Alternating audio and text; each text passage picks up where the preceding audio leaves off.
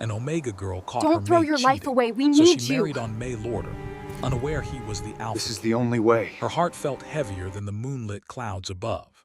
She had always believed in loyalty, in the sacred bond of a mate, yet now her world had cracked in a single, painful revelation. Earlier that evening, she had discovered her mate, the man promised to her in a ceremony bathed in gold and tradition, with another woman. The sight had burned into her mind, each glance, each whispered word of betrayal echoing in her chest. She had fled before he could see her, letting the shadows carry her away, letting the cool night wind soothe her trembling soul. "Why does it always fall to me to feel everything?" she whispered to herself, brushing her fingers along the cold stone railing. Her reflection in the polished marble behind her seemed small, fragile, and yet defiant. She had tried to trust, she had tried to love, and now she had nothing. She wandered through the dark streets, her footsteps muffled by the thick velvet of night. The city around her was alive, yet empty to her senses, as if she alone could feel the betrayal that now marked her soul. Lanterns swung in the breeze, casting long, trembling shadows that mirrored her inner turmoil. Somewhere in the distance, a bell tolled midnight, echoing like a heartbeat she could not still. It was then she noticed the stall, a small, dusty booth tucked into a corner between two shuttered shops. Its sign was simple, almost faded, "Mates for those who dare to choose." Curiosity prickled at her, a sharp reminder that the world still held mysteries she had yet to uncover. She hesitated, then approached, drawn by something she could not name. The merchant was an old woman, wrapped in layers of dark fabric, her eyes glinting with a strange knowing. "Looking for a mate?" she asked, voice low and almost musical, carrying the weight of countless secrets. Lyra swallowed.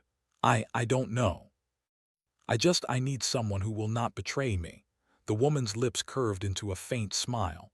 "Then perhaps you will find what you seek, but beware, little one. Choosing a mate blindly may lead you into storms you cannot yet imagine." Lyra's brow furrowed. I am tired of storms. I just want peace." "Peace is a lie for those who live by heart," the woman whispered. She handed Lyra a small, sealed scroll tied with a ribbon black as midnight. "Open this only when you are certain. Your choice will shape more than your life. It may shape the fate of kingdoms." Lyra hesitated, her fingers brushing the ribbon. There was something about the scroll, a pulse almost, like it held a heartbeat of its own. She looked up at the woman, but she was gone. Only the faint scent of jasmine lingered, mixing with the cold night air. By dawn, Lyra had made her decision. Her heart, still raw, demanded courage over caution.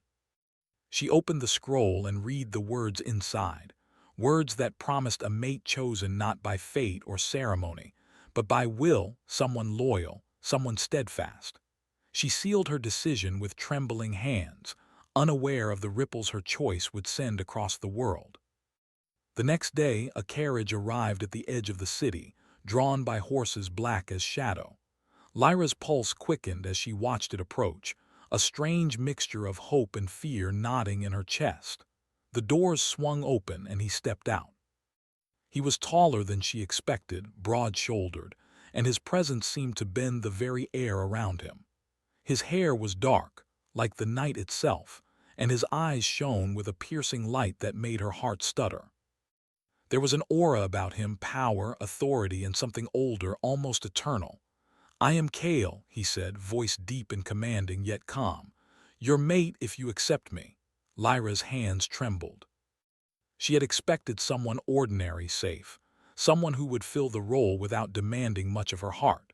Instead, she was faced with a king, not a simple man, but an alpha king, ruler of a distant and powerful realm. She had chosen him without knowing, and now her life had changed in ways she could not yet understand. Kale's gaze did not waver as he studied her, and Lyra felt exposed, as though he could see every fear, every sorrow, every secret she had tried to bury. She wanted to recoil, yet she could not. Something deep in her chest, a spark of recognition or destiny, refused to let her look away. The journey to his kingdom was silent at first, filled with the rhythmic sound of hooves against cobblestone and the wind whispering through the trees. Lyra tried to gather her thoughts, to prepare herself for the life that awaited her. But the further they traveled, the more she sensed the weight of the realm she was entering, forests that seemed to shift in the corner of her vision, mountains that loomed like guardians, and rivers that whispered secrets she could not yet hear. When they arrived at Kale's palace, Lyra's breath caught. The gates were carved from black stone, etched with runes that glimmered faintly in the twilight. Towers rose like jagged teeth into the sky, and the air was heavy with a power she could almost touch. The palace was alive, aware of her presence, as though it had been waiting for her. Kale led her through grand halls, their walls lined with tapestries depicting battles, long-forgotten kings and queens who wielded magic alongside swords. Servants moved silently, eyes downcast, yet whispering among themselves when they thought she could not hear. Lyra felt both awe and intimidation. She was far from the world she had known, and yet somehow she felt the stirrings of destiny beneath her fear. "Do not be afraid," Kale said, sensing her hesitation. "This palace, this kingdom, it will test you, but it will also reveal who you are meant to be." Lyra nodded, unsure whether to trust his words or fear the power in his gaze. That night, as she lay in her chamber, a room adorned with shadows and candlelight, she wondered what she had truly chosen. Was it safety? Was it freedom? Or had she unknowingly bound herself to a fate far greater than her own desires?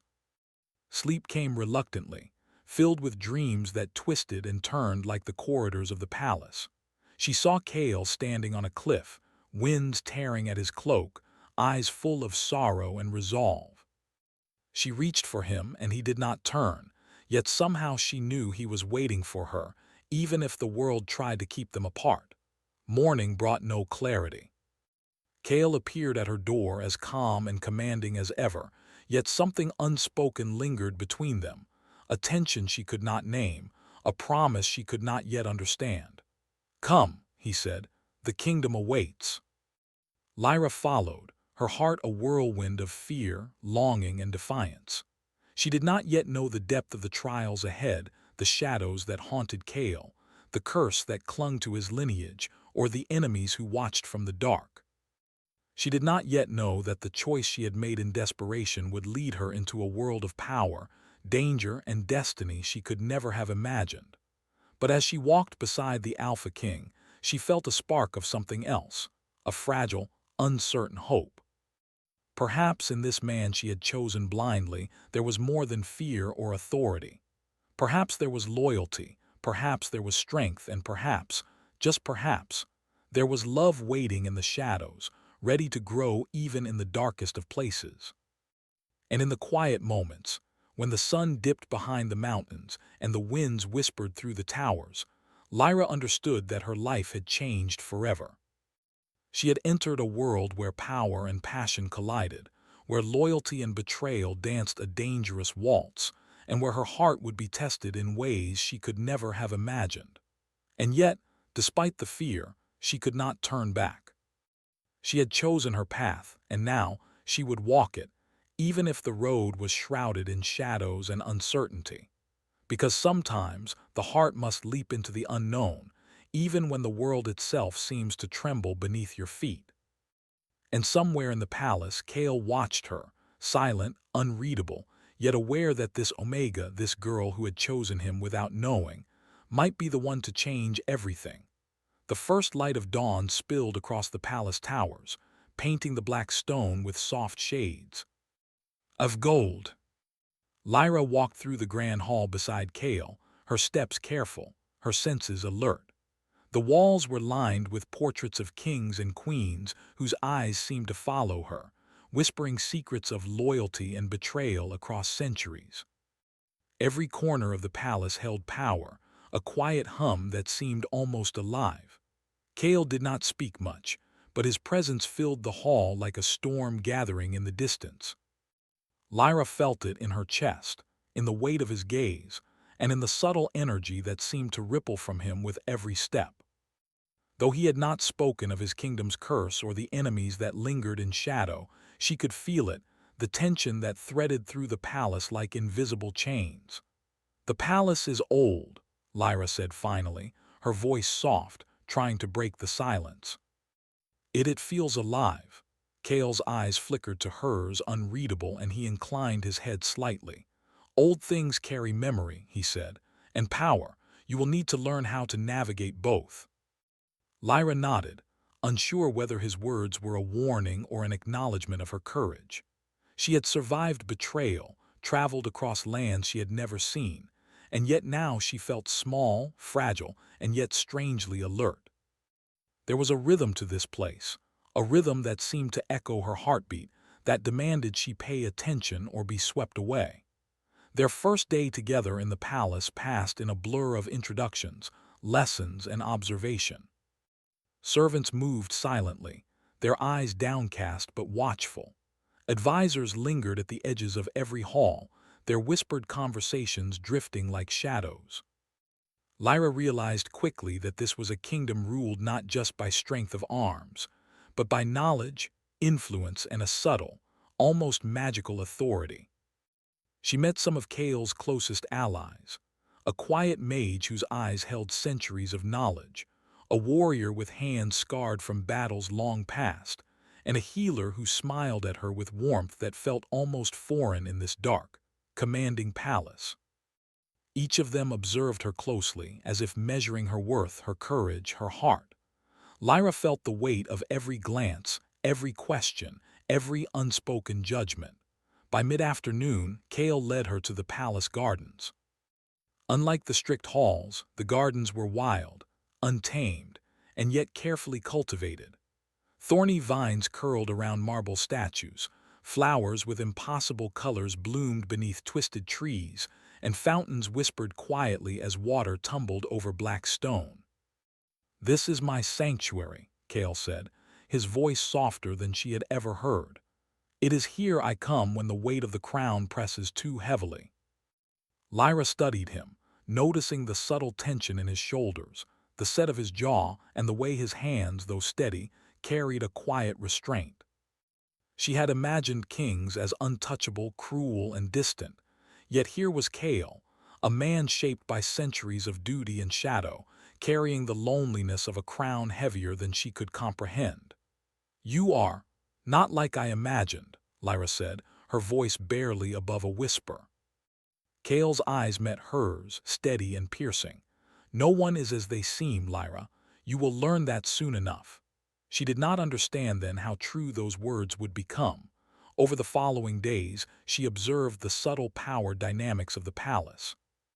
Every gesture, every word, every glance carried meaning.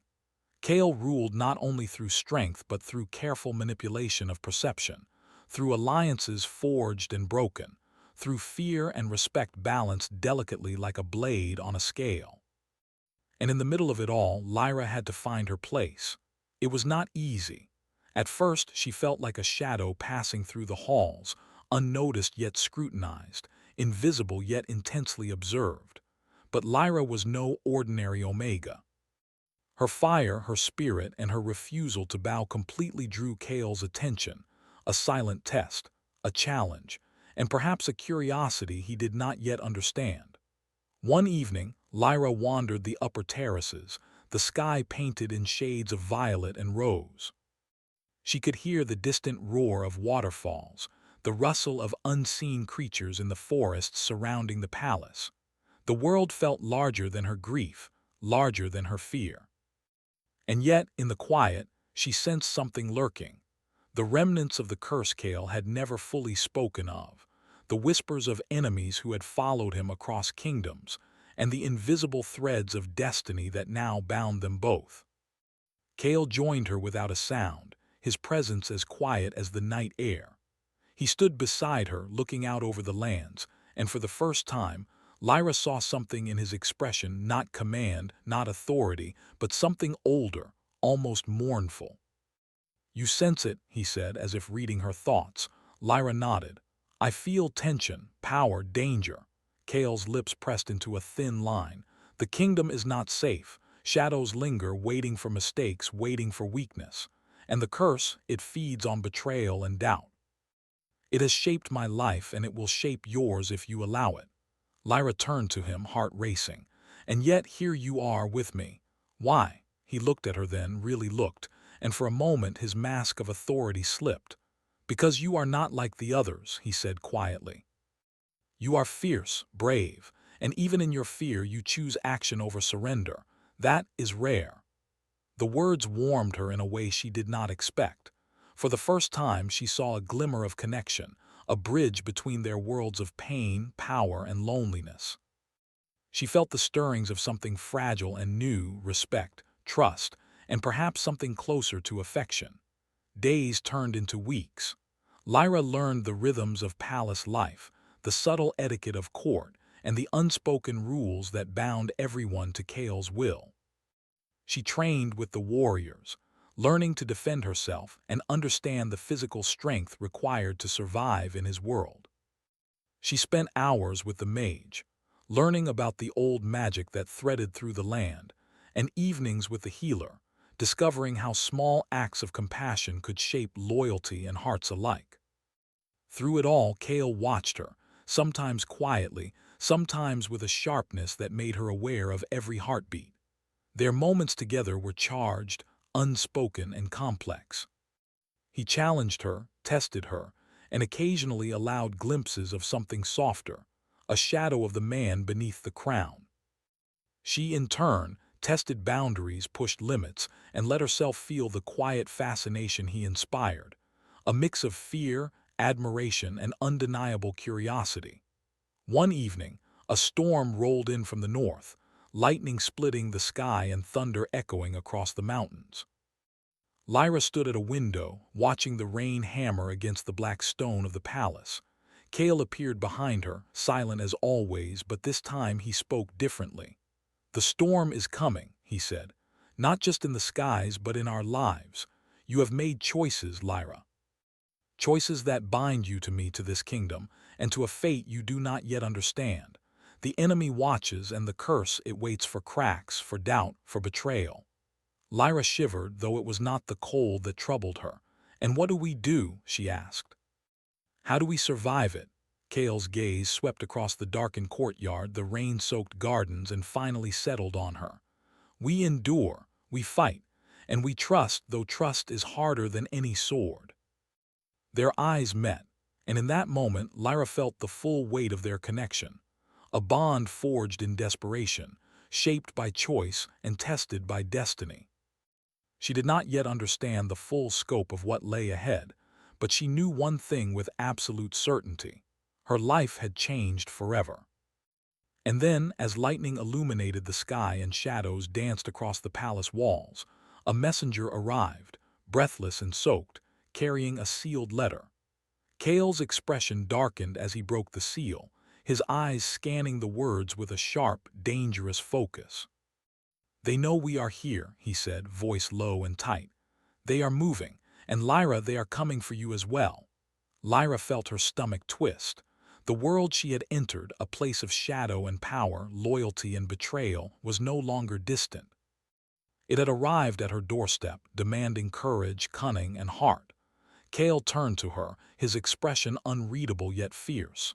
"You must be ready. The next days will test everything you believe in, everything you hope for, and everything you fear. But know this, I will not let them take you. Not now, not ever." Lyra's heart pounded, a mixture of fear, anticipation, and something she could not yet name. The tension between them had grown from curiosity to silent challenge, and now to a fragile alliance against unseen enemies. She realized then that she had chosen more than a mate. She had chosen a destiny, one that would demand strength, courage, and the ability to trust a man who carried centuries of power and shadow in his very being. And as the storm raged outside, Lyra understood that the journey ahead would be dangerous, but it was hers to walk. Side by side with Kale, the Alpha King she had unknowingly married, she would face shadows, curses, and enemies. And perhaps, if fate allowed, discover a bond stronger than fear, deeper than pain, and brighter than the darkest night. The night after the storm, the palace was quiet in a way that felt unnatural. The rain had stopped, leaving the stone floors slick and the gardens dripping with silver droplets. Lanterns flickered in the halls, casting moving shadows that seemed to whisper secrets. Lyra walked carefully beside Kale, her senses sharp. Every step felt heavy, as if the palace itself were holding its breath, waiting for what was to come. Kale led her to the inner sanctum, a room few had seen, where ancient tomes lined the walls and the air hummed with a subtle magic. Candles glowed with a light that seemed alive, shifting and dancing as though they held memories of the past. Here, Kale revealed more of his truth, the story of the curse that had shadowed his family for generations. "This curse," he began, his voice low and steady, "was born from betrayal. Long ago, a queen of my bloodline trusted the wrong soul and the kingdom suffered. Since then, every generation has carried the weight, the whispers of treachery and loss, the hunger for power, and the darkness that feeds on doubt and broken hearts." Lyra listened, her hands folded in front of her, her mind struggling to absorb the history that stretched like a shadow across time. "And you carry it still?" she asked softly. Kale nodded. "I do. Every choice I make is watched, judged, tested, and now you are part of it." Lyra's heart skipped. She had chosen him in desperation, hoping for a mate who would honor her trust, never imagining that the man before her was bound by curses older than her own lifetime. The weight of destiny pressed down on her chest.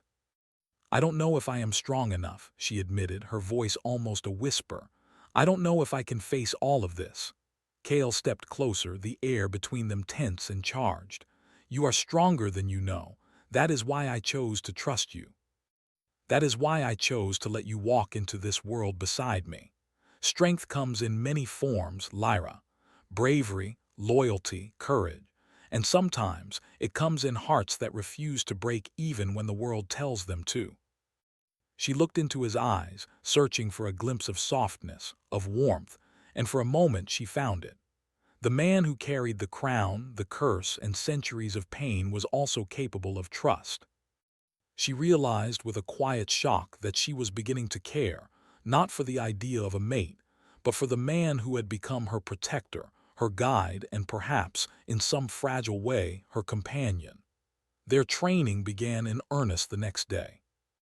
Lyra learned the art of strategy, the ways of the kingdom, and the delicate balance between power and compassion. Kale taught her not with harshness, but with precision, testing her mind, her instincts, and her heart. She learned to move through the palace like a shadow, silent yet aware, observant yet careful. One evening, Kale led her to the northern balcony, where the mountains rose in jagged peaks, and the moonlight painted silver paths across the valley. "The enemy watches," he said quietly. "They know you are here and they will try to exploit any weakness they find. Trust no one blindly, Lyra. Trust yourself first." Lyra felt a chill, not from the night air but from the weight of his words. Yet beneath the fear there was a spark, a determination that had been forged in betrayal, carried across lands and tempered in the palace halls. She would not falter. She would not let fear control her. As the days passed, Lyra and Kale began to understand one another in ways words could not describe. Moments of silence between them were charged with unspoken communication, a delicate dance of glances, gestures, and fleeting touches. Each encounter deepened the tension, drawing them closer even as the shadows around them grew darker. One night, a messenger arrived, this time bearing news of approaching forces, not just ordinary enemies but skilled assassins and spies, trained to exploit weakness and fear. Kale's eyes darkened as he read the report, the weight of responsibility settling heavily on his shoulders. "They are coming faster than expected," he said, voice tight. "And they know more than I anticipated. Lyra, you must be ready." Lyra nodded, feeling a mixture of fear and resolve. "I will be," she said. "Whatever comes, I will stand beside you." Kale studied her, the intensity in his gaze almost overwhelming. "Do you understand what you are saying? This is not just danger. This is survival, politics, and power all intertwined. One mistake could cost more than your life. I understand, she replied, her voice steady, but I choose to be here with you. For a long moment neither spoke. The wind carried the scent of rain and distant forests. The palace walls seemed to hum, and the quiet between them was almost sacred. Lyra realized then that trust had begun to grow between them, fragile yet undeniable. It was a trust built not on words alone, but on shared experiences, courage, and the willingness to face fear together. The next morning, Kale took her into the training grounds beyond the palace walls. The forest surrounding the grounds was alive, the shadows moving as if sentient, whispering of dangers that lay ahead. They practiced strategy, combat, and magic, learning to anticipate and respond to threats. Lyra felt her own strength growing, tempered by caution, sharpened by awareness, and balanced by the lessons Kale imparted. It was during one such session that danger found them. Shadows slipped through the forest like living smoke, and Lyra felt the prickling of awareness that Kale had spoken of. Figures emerged, cloaked and silent, moving with precision. The assassins had arrived. Kale's command was immediate, sharp, and precise. Lyra moved instinctively, using everything she had learned to defend herself and anticipate the attacks. They fought together, their movements synchronized in a way that was almost instinctive, their trust in one another evident even in the heat of battle. The struggle was brief but intense. The intruders retreated, leaving only the echo of footsteps and the faint scent of danger lingering in the forest. Lyra's chest heaved, adrenaline still coursing through her, but she also felt a thrill, the recognition that she could face fear and danger and emerge stronger. Kale placed a hand on her shoulder, steadying her. "You did well," he said, voice low, almost unreadable. "Better than I expected." Lyra met his gaze, seeing a flicker of pride and perhaps something else, something warmer, human, and real beneath the shadow of the king. "We did well," she said, her voice calm despite the storm still in her chest. For a moment the forest was silent, save for the distant call of night birds and the rustle of leaves. Lyra realized that their bond had deepened, forged in fire and shadow, trust and shared danger. She no longer felt like a visitor in Kale's world. She felt like a participant, a partner, a force to be reckoned with. But even in that fragile moment of triumph, shadows lingered. The curse, the enemies, and the invisible threads of destiny were far from defeated. Kale's eyes darkened once more as he studied the horizon, the subtle tension returning. "They will not stop," he said quietly, "and soon the stakes will rise beyond what we have faced. Lyra, the next challenge will demand more than strength.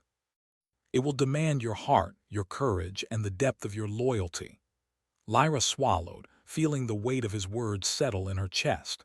She had come so far, yet the path ahead seemed steeper, darker, and more dangerous than she could have imagined.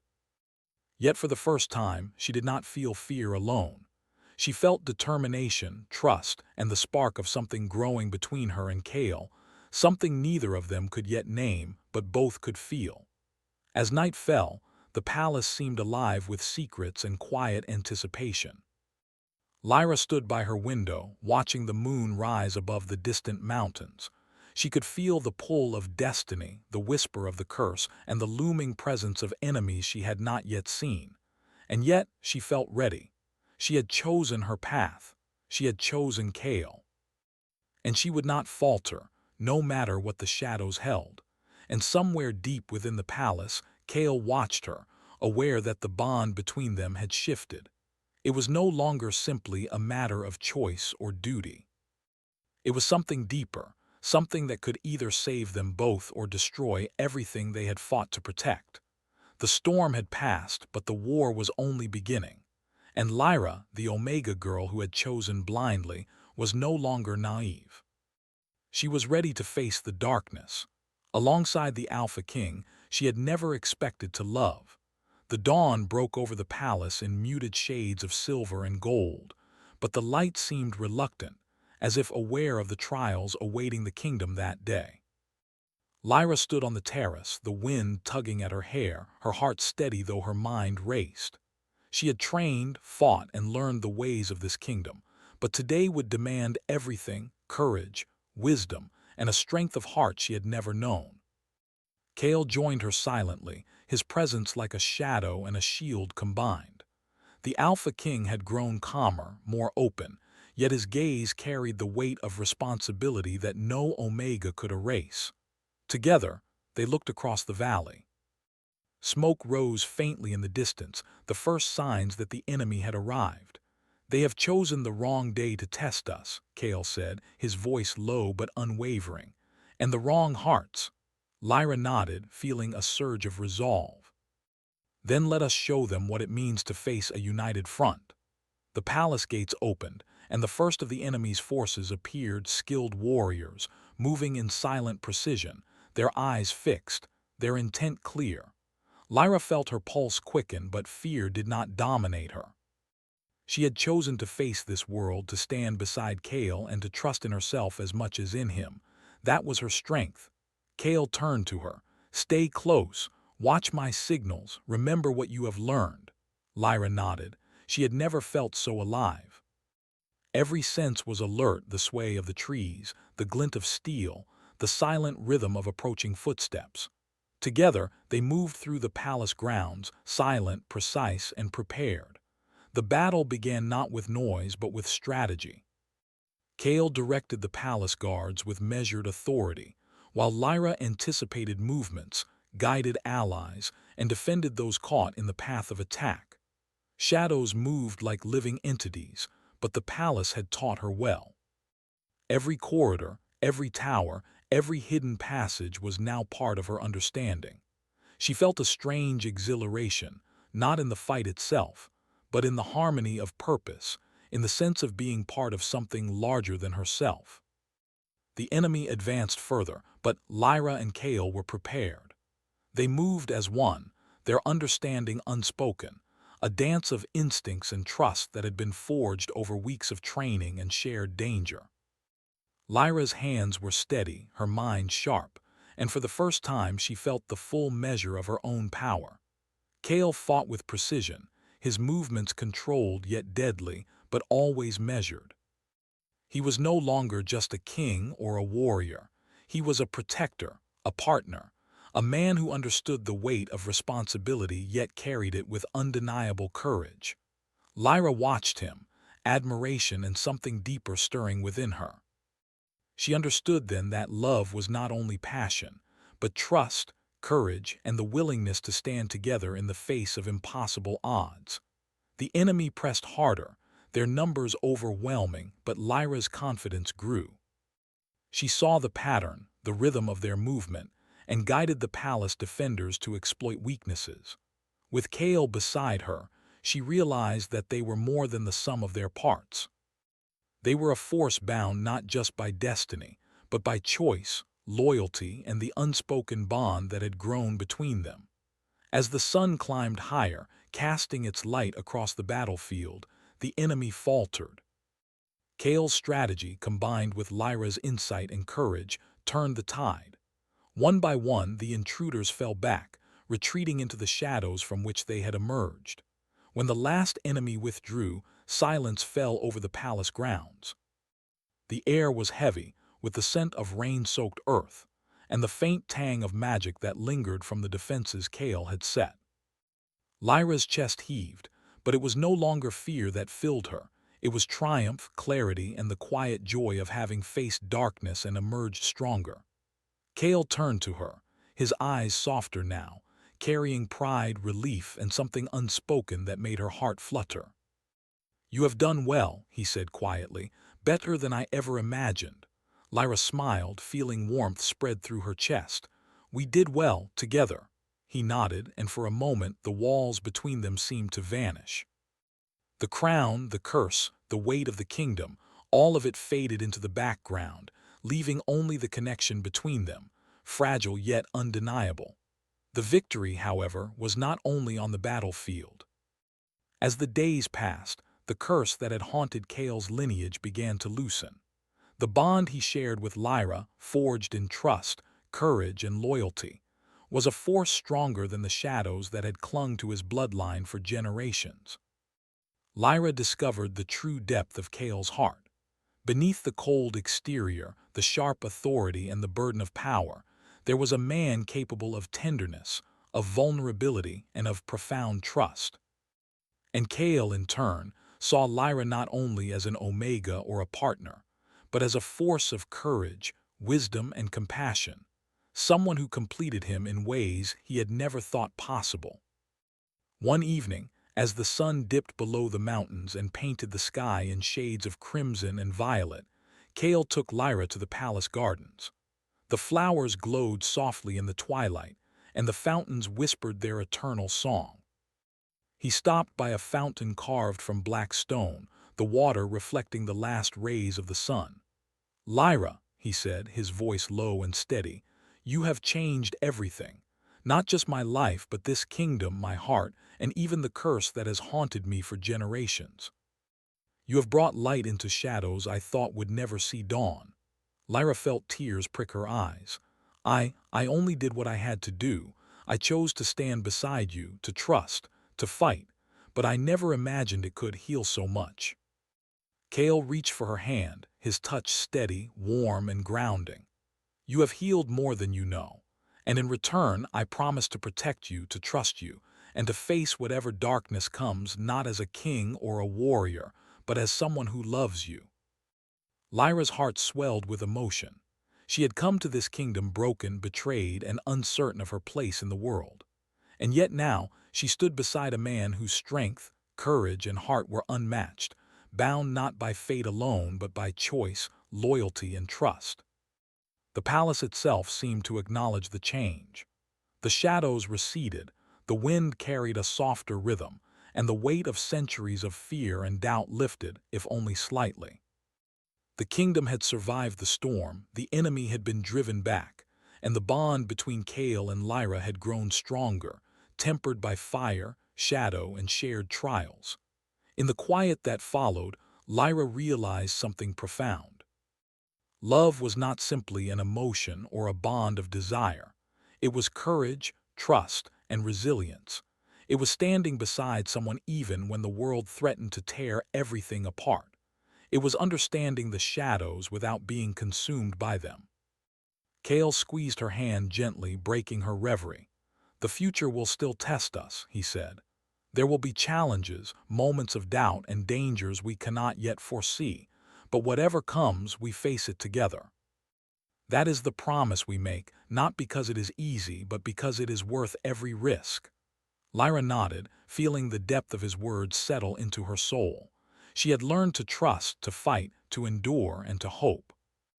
And she had discovered that the bond she shared with Cale was stronger than any curse, more enduring than fear, and capable of withstanding the trials of shadow and destiny.